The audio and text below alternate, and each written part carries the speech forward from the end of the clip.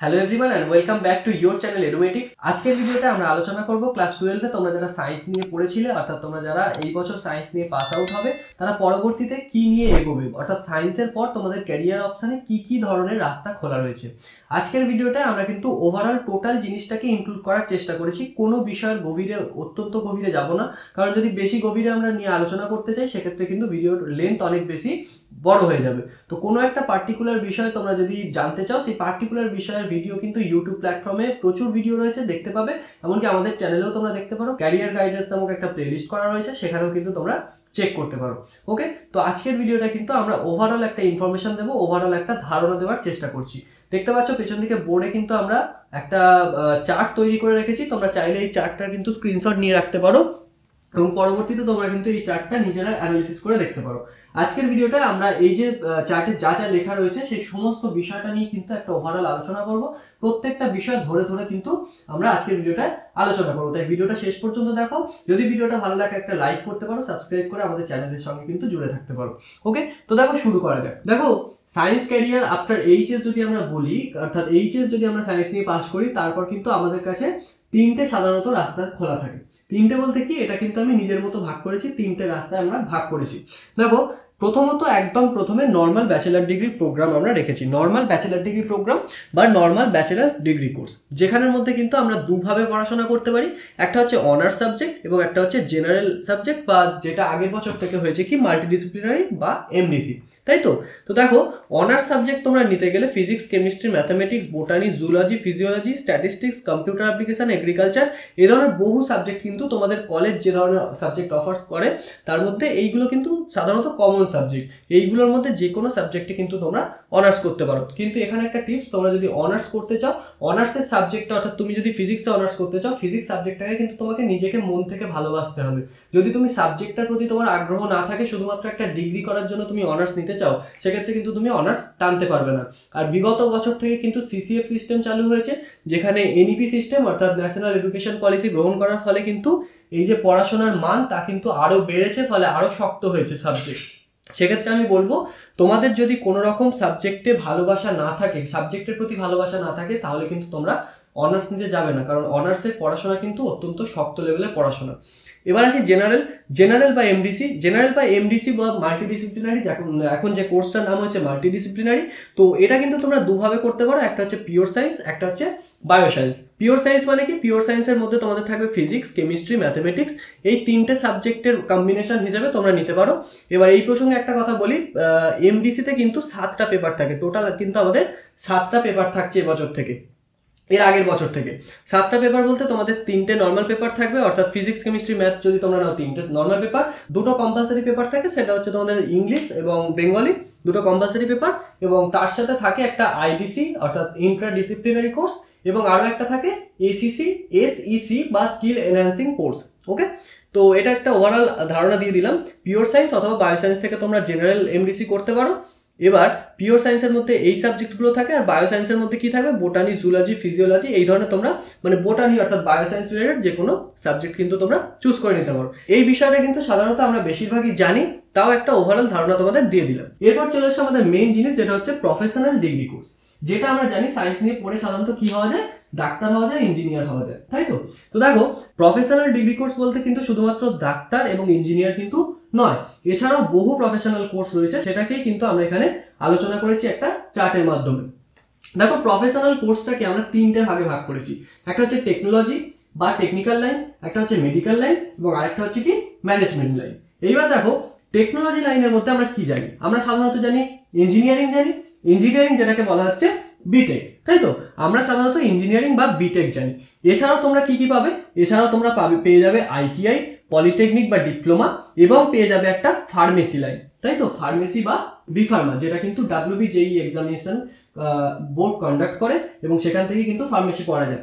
এই প্রসঙ্গে আরো একটা ইম্পর্টেন্ট কথা বলে রাখি, এই যে আইটিআইটা আমি লিখে রেখেছি, আইটিআই কিন্তু কোনো রকম ব্যাচেলার ডিগ্রি প্রোগ্রাম নয়, এটা কিন্তু একটা তোমাদের ডিপ্লোমা লেভেলের একটা কিন্তু কোর্স। এটা তোমরা করতে পারো, কিন্তু এটাতে তোমরা বিএসসি বা কোনো রকম ব্যাচেলার ডিগ্রি কিন্তু তোমরা পাবে না। এইটা কিন্তু তোমাদের মাথায় রাখতে হবে। আমি লেখার কর্তব্য টেকনিক্যাল লাইনের মধ্যে পড়ে, সেই জন্য আমি কিন্তু এই বিষয়টাকে ইনক্লুড করেছি। আর পলিটেকনিক বা ডিপ্লোমা কি, এটাও কিন্তু ব্যাচেলার ডিগ্রি প্রোগ্রাম নয়, এটা হচ্ছে ডিপ্লোমা প্রোগ্রাম, অর্থাৎ ডিপ্লোমা ডিগ্রি পাবে তোমরা। কিন্তু পলিটেকনিক শুধুমাত্র সায়েন্স ব্যাকগ্রাউন্ড নয়, আর্টস কিংবা কমার্স ব্যাকগ্রাউন্ডের ছেলেমেয়েরাও কিন্তু পলিটেকনিক দিয়ে ইঞ্জিনিয়ারিং পড়তে পারে। বোঝা গেল? এছাড়াও রয়েছে ফার্মেসি, যেটা কিন্তু WBJEE বোর্ড কন্ডাক্ট করে, ইঞ্জিনিয়ারিং এবং ফার্মেসি। এটা কি WBJEE দিয়ে আমরা কিন্তু এই দুটো পড়তে পারি। WBJEE পরীক্ষাটা দিয়ে আমরা যদি র্যাঙ্ক করি তাহলে কিন্তু ফার্মেসি এবং ইঞ্জিনিয়ারিং আমরা পড়তে পারি। ওকে, বোঝা গেল হচ্ছে টেকনিক্যাল লাইন বা টেকনোলজি লাইন। ওকে, এরপর চলে এসো মেডিকেল লাইন। আমরা সবাই জানি আমাদের কি, আমরা সবাই জানি নিট এক্সাম হয় একটা, তাই তো? নিট এক্সাম হয়, অল ইন্ডিয়া একটা পরীক্ষা হয় নিট, তাই তো? সেই নিট এক্সামটা দিয়ে আমরা MBBS পড়তে পারি বা ডাক্তার হতে পারি যদি নিটে চান্স পাই, তাই তো? এটা আমরা সবাই জানি। এছাড়াও অপশন কি রয়েছে? অপশন রয়েছে দেখো, নার্সিং রয়েছে এবং প্যারামেডিক্যাল রয়েছে। নার্সিং কিন্তু আবার দু রকমের। কিরকম? নার্সিং দু রকম হয়, একটা হচ্ছে BSc নার্সিং এবং আরেকটা হচ্ছে GNM নার্সিং। ওকে, BSc নার্সিং কি? BSc নার্সিং হচ্ছে ব্যাচেলার ডিগ্রি প্রোগ্রাম, BSc নার্সিংটা হচ্ছে ব্যাচেলার ডিগ্রি প্রোগ্রাম, এবং GNMটা হচ্ছে এই পলিটেকনিকের মতো, এটা কিন্তু একটা ডিপ্লোমা লেভেলের প্রোগ্রাম। বোঝা গেল? BSc নার্সিং তোমরা কিভাবে করতে পারো আমরা ওভারঅল ধারণাটুকু দিয়ে দিই। জেনপাস বলে একটা এক্সামিনেশন হয়, জেনপাস, যেটা কিন্তু WB বোর্ডই কিন্তু কন্ডাক্ট করে, WBJEE বোর্ডই কিন্তু কন্ডাক্ট করে, একটা জেনপাস বলে এক্সামিনেশন হয়। এই জেনপাস পরীক্ষার অলরেডি ফর্ম ফিল আপ শুরু হয়ে যাচ্ছে আগামী 22 তারিখ থেকে। তোমরা করতে পারো জেনপাস ফর্ম ফিল আপ করলে, এখানে যদি তোমরা পেপার 1-এ যদি পাস করো, একটা র্যাঙ্ক করো, সেক্ষেত্রে কিন্তু তোমরা BSc নার্সিং অথবা প্যারামেডিক্যাল করতে পারো। এবার দেখো প্যারামেডিক্যালের মধ্যে কি কি পড়ে। প্যারামেডিক্যাল বলতে আমরা কি বুঝি? দেখো, আমরা ডাক্তার এবং নার্স এই দুটো জিনিস বাদ দিয়ে বাদ বাকি সমস্ত মেডিকেল প্রফেশনের সমস্ত বিষয় কিন্তু প্যারামেডিক্যালের আওতায় পড়ে। মেডিকেল ল্যাবরেটরি টেকনোলজি, ফিজিওথেরাপি, এমনকি OTT, অপারেশন থিয়েটার টেকনোলজি, এই ধরনের সমস্ত জিনিসগুলো কিন্তু প্যারামেডিক্যালের মধ্যে পড়ে। এবং প্যারামেডিক্যাল একটা অত্যন্ত ডিমান্ডিং কোর্স, এটা কিন্তু তোমরা যদি সরকারিতে চান্স পাও সেক্ষেত্রে কিন্তু তোমরা করতে পারো। যদি ভালো রকম রেজাল্ট করো সেক্ষেত্রে কিন্তু তোমাদের অত্যন্ত ভালো রকম একটা প্যাকেজ পাবে। দেখো, এই প্যারামেডিক্যালের মধ্যে কি কি কোর্স রয়েছে, সাধারণত মেইন কোর্সগুলো আমরা এখানে ইনক্লুড করেছি। যেমন BMLT, যেটা ফুল ফর্ম হচ্ছে bachelor of medical laboratory technology, bachelor of medical laboratory technology. পরেরটা কি? BPT, bachelor of physiotherapy, bachelor of physiotherapy. তারপরটা হচ্ছে OTT, operation theatre technology, CCT, critical care technology. এই ধরনের বহু কোর্স কিন্তু অফার করে আমাদের জেনপাস এক্সামিনেশন বোর্ড অর্থাৎ WBJEE। এই প্যারামেডিক্যালে যদি তোমরা র্যাঙ্ক করো, এই ধরনের যে কোনো ধরনের কোর্স কিন্তু তোমরা করতে পারো, যার মধ্যে BMLT এবং BPT এর চাহিদা কিন্তু খুব বেশি, বিশেষ করে BMLT চাহিদা কিন্তু খুব বেশি। এছাড়াও operation theatre technology, critical care technology কোনোটাই কিন্তু কম যায় না। তোমাদের যেটা ইচ্ছা তোমরা কিন্তু করতে পারো। তাহলে মেডিকেল লাইনের আপাতত একটা ওভারঅল ধারণা আমরা ক্লিয়ার করলাম। এরপর চলে এসো একটুখানি আলাদা রকমের জিনিস। আলাদা বলতে কি, মেডিকেল লাইন এবং টেকনিক্যাল লাইন নিয়ে আমরা আলোচনা করলাম। এছাড়াও একটা রয়েছে ম্যানেজমেন্ট লাইন। ম্যানেজমেন্ট লাইনটা সাধারণত কিন্তু কমার্সের ছেলে মেয়েদের জন্য বিশেষ করে, কিন্তু তা বলে এই নয় যে তুমি সায়েন্স নিয়ে পড়লে কিন্তু তুমি এটা করতে পারবে না, তা নয়। তার কারণ সায়েন্স এমন একটা স্ট্রিম যেখান থেকে তুমি যে কোনো ধরনের কোর্স করতে পারো যদি সায়েন্স নিয়ে তোমরা পড়ো। ওকে, তো দেখো ম্যানেজমেন্টের মধ্যে আমরা কি কি পাই। ম্যানেজমেন্টের মধ্যে আমরা BBA পাই, BCA পাই, PHA পাই এবং BHM পাই। দেখো, BBA মানে হচ্ছে, BBA এর পুরো কথা হচ্ছে bachelor of business administration, bachelor of business administration, অর্থাৎ বিজনেস নিয়ে তোমরা যদি পড়াশোনা করতে চাও, অর্থাৎ ব্যাচেলার অফ বিজনেস অ্যাডমিনিস্ট্রেশন বা বিজনেস ম্যানেজমেন্ট যেটাকে বলা হয়, বিজনেস ম্যানেজমেন্ট যেটাকে বলা হয় সেটা হচ্ছে ব্যাচেলার অফ বিজনেস অ্যাডমিনিস্ট্রেশন বা শর্ট ফর্ম হচ্ছে BBA। ওকে, তো BBA করতে পারো এবং BBA এর পরবর্তী কোর্স কিন্তু আমরা জানি MBA। ওকে, BBA এর পরবর্তী ফর্ম বা মাস্টার ডিগ্রি হচ্ছে MBA। বোঝা গেল? এরপর চলে এসো BCA। BCA জিনিসটা কি? BCA জিনিসটা হচ্ছে কম্পিউটার অ্যাপ্লিকেশনের উপর কোর্স। এটাও কিন্তু ব্যাচেলার ডিগ্রি প্রোগ্রাম, এটাও অত্যন্ত ডিমান্ডিং কোর্স, এটা কিন্তু ম্যানেজমেন্টের আওতাতেই পড়ে যায়। এদিকে দেখতে পাচ্ছ কম্পিউটার অ্যাপ্লিকেশনে অনার্স, এটাকে অনেক সময় BCA বলা হয়, কিন্তু অ্যাকচুয়ালি BCA হচ্ছে ম্যানেজমেন্ট কোর্সের মধ্যে পড়ে।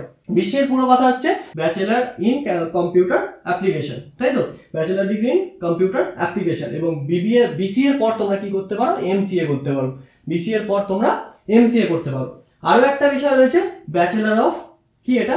BHA, bachelor of hospital administration, bachelor of hospital administration, যেটা কিন্তু তোমরা এই যে বললাম জেনপাস এক্সাম, জেনপাস এক্সামের কিন্তু দুটো পেপার হয়, একটা পেপার 1, একটা পেপার 2। তোমরা যদি পেপার 2 পরীক্ষাটা দাও, যারা সাধারণত প্যারামেডিক্যাল এবং নার্সিং এর জন্য যায় তারা কিন্তু পেপার 2 পরীক্ষাটা দেয় না। এবং যারা বিএইচএ অর্থাৎ ব্যাচেলার অফ হসপিটাল অ্যাডমিনিস্ট্রেশন করতে যায় তাদের কিন্তু পেপার 2টা দিতে হয়। ওই পেপার 2তে তোমরা যদি ভালো রকম একটা র্যাঙ্ক করো তোমরা কিন্তু বিএইচএ পড়তে পারো বা ব্যাচেলার অফ হসপিটাল অ্যাডমিনিস্ট্রেশন তোমরা কিন্তু পড়তে পারো, যেটাকে শর্ট ফর্মে বলা হচ্ছে বিএইচএ। বোঝা গেল? এটা হচ্ছে ম্যানেজমেন্টের মধ্যে, এটা কিন্তু জেন পাস পরীক্ষা দিয়ে কিন্তু আমাদের পড়তে হয় বিএইচএ। কিভাবে পড়তে হয় আমরা কিন্তু আলোচনা করলাম। ওকে, এরপরে আরো একটা জিনিস দেখো, সেটা হচ্ছে বিএইচএম। এটার পুরো কথা হচ্ছে bachelor in hotel management, bachelor of hotel management, তাই তো? ব্যাচেলার অফ হোটেল ম্যানেজমেন্ট অর্থাৎ তোমরা যদি হোটেল ম্যানেজমেন্ট পড়তে চাও সেক্ষেত্রে কিন্তু তোমরা এই বিএইচএম কোর্সটা করতে পারো। এছাড়াও বিভিন্ন ধরনের কোর্স রয়েছে, যেমন তোমরা জানো আর একটা কোর্স রয়েছে যেমন বিজেএমএস অর্থাৎ bachelor in journalism, bachelor of journalism and mass communication, BJMS bachelor of journalism and mass communication. এই ধরনের আরো বহু ম্যানেজমেন্টাল কোর্স রয়েছে, তোমরা যদি ইউটিউবে একটু রিসার্চ করো তোমরা কিন্তু এগুলো সম্পর্কে জানতে পারবে। আশা করি বোঝা গেল। এরপর চলে এসো থার্ড পয়েন্ট, যেটা হচ্ছে গভর্নমেন্ট জব প্রিপারেশন। তোমাদের মধ্যে অনেকেই রয়েছে যারা কিন্তু নর্মাল ব্যাচেলার ডিগ্রি কোর্স কিংবা প্রফেশনাল ডিগ্রি কোর্সের মধ্যে যাবে না, তোমরা চাইছো গভর্নমেন্ট জবের প্রিপারেশন নিতে। কিন্তু একটা বিষয় লক্ষ্য করে দেখবে, বর্তমানে কিন্তু গ্র্যাজুয়েশন ডিগ্রিটা একটা ন্যূনতম ডিগ্রি, সেই জন্য গ্র্যাজুয়েশন করাটা বাধ্যতামূলক। সেক্ষেত্রে আমি সাজেস্ট করব তোমরা যে কোনো একটা পিওর সায়েন্স হতে পারে অথবা বায়ো সায়েন্স হতে পারে, তোমরা যে কোনো একটা জেনারেল অর্থাৎ পাস, যেটাকে আমরা পাস বলে জানি, তোমরা কিন্তু পাসে পড়তে পারো। সেটা তুমি বিএও পড়তে পারো অথবা বিএসসিও পড়তে পারো, অর্থাৎ আর্টস নিয়েও পড়তে পারো, কিংবা এই আমাদের সায়েন্স প্রোগ্রামেরই কিন্তু যে কোনো একটা সাবজেক্ট অর্থাৎ পাসে কিন্তু তোমরা পড়তে পারো এবং তার পাশাপাশি কিন্তু তোমরা গভর্নমেন্ট জব প্রিপারেশন নিতে পারো। কারণ অনার্স কিংবা প্রফেশনাল কোর্সের সঙ্গে কিন্তু গভর্নমেন্ট জব প্রিপারেশন কখনোই সম্ভব নয়। যারা প্রফেশনাল কোর্স করবে তারা অবশ্যই গভর্নমেন্ট জবের হয়তো প্রিপারেশন নেবে না, কিন্তু যারা এই ধরনের চিরাচরিত নর্মাল বেসিক যে আমাদের ব্যাচেলার ডিগ্রি প্রোগ্রামগুলো রয়েছে, যারা এইগুলো করতে চাইছো তারা অনেকেই হয়তো গভর্নমেন্ট জবের প্রিপারেশন নেবে। এবার তোমরা যদি মনে করে থাকো যে এটা কমপ্লিট করার পর 4 ইয়ার্স হয়ে গেছে, বর্তমানে অনার্স 4 ইয়ার্স হয়ে গেছে, তো বর্তমানে তোমরা যদি 4 বছর পর যদি তোমরা ভাবো যে 4 বছর পড়াশোনাটা কমপ্লিট করার পর আমরা প্রিপারেশন নেবো, তোমরা সেটাও করতে পারো। কিন্তু যারা মনে করছো যে পড়তে পড়তে তোমরা গভর্নমেন্ট জবের প্রিপারেশন নেবে, সেক্ষেত্রে কিন্তু তোমরা যে কোনো একটা জেনারেল বা এমডিসি সাবজেক্ট অর্থাৎ পিওর সায়েন্স হতে পারে, বায়ো সায়েন্স হতে পারে কিংবা আর্টস হতে পারে, তোমরা নর্মাল বা জেনারেল বা এমডিসি পড়াশোনাটা কন্টিনিউ করো। তার পাশাপাশি কোনো একটা কম্পিটিটিভ কোচিং সেন্টারে ভর্তি হতে পারো অথবা নিজে কিন্তু সেলফ স্টাডি করে তোমরা এই গভর্নমেন্ট জব প্রিপারেশন কিন্তু নিতে পারো। আমরা কিন্তু ওভারঅল একটা টোটাল ইনফরমেশন ইনক্লুড করেছি এই ভিডিওটার মধ্যে, টোটাল একটা ধারণা তোমাদের ক্লিয়ার করার চেষ্টা করেছি। তোমরা ভিডিওটা যদি পুরোটা দেখে থাকো তাহলে আমার ধারণা টোটাল একটা টোটাল কনসেপ্টটা কিন্তু ক্লিয়ার হয়ে গেছে। তো এই জিনিসটা তোমরা একটা স্ক্রিনশট নিয়ে রাখতে পারো, নিয়ে নিজেরাও অ্যানালিসিস করে দেখতে পারো। আশা করি সমস্ত ধারণাটা বোঝাতে পারলাম। এরপর কোনো একটা সিম্পল বিষয়, কোনো একটা নির্দিষ্ট বিষয় নিয়ে তোমরা যদি ভিডিও চাও নিচে কমেন্ট করে জানাতে পারো, আমি কিন্তু ভিডিও বানাবো। এছাড়াও আমার চ্যানেলে দেখতে হবে তার তো কোনো মানে নেই, তোমরা ইউটিউবের প্ল্যাটফর্মে আরো বহু ভিডিও পেয়ে যাবে, যেখানে বিএমএলটি নিয়ে, বিএইচএ নিয়ে, বিসিএ নিয়ে, বিবি নিয়ে প্রচুর ভিডিও রয়েছে। একটা অর্থাৎ স্পেসিফিক্যালি কোনো একটা টার্ম নিয়ে কিন্তু প্রচুর ভিডিও রয়েছে, তোমরা দেখতে পারো। ওকে, তো এই ছিল আজকের ভিডিওতে। আশা করছি সমস্ত ধারণাটা তোমাদের ক্লিয়ার করাতে পেরেছি। যদি ভিডিওটা একটু ভালো লেগে থাকে একটা লাইক করতে পারো এবং চ্যানেলে নতুন হলে চ্যানেলটাকে কিন্তু সাবস্ক্রাইব করে আমাদের চ্যানেলের সদস্য হতে পারো, কারণ এই ধরনের সমস্ত ধরনের তোমাদের ক্যারিয়ার রিলেটেড গাইডেন্স কিংবা ক্লাস 10-এর ম্যাথামেটিক্স বলো অথবা কম্পিটিটিভ ম্যাথ বলো, আমাদের চ্যানেলে কিন্তু নিত্য নতুন ভাবে কিন্তু আমাদের চ্যানেলে নিয়ে আসা হয়। তাই বলবো চ্যানেলটাকে সাবস্ক্রাইব করে পাশে থাকার জন্য। ভিডিওটা এতক্ষণ যারা সকলে দেখছিলে তাদের সকলকে ধন্যবাদ। দেখা হবে পরবর্তী ভিডিওতে, ততক্ষণের জন্য সকলে ভালো থাকবে, সুস্থ থাকবে। ধন্যবাদ।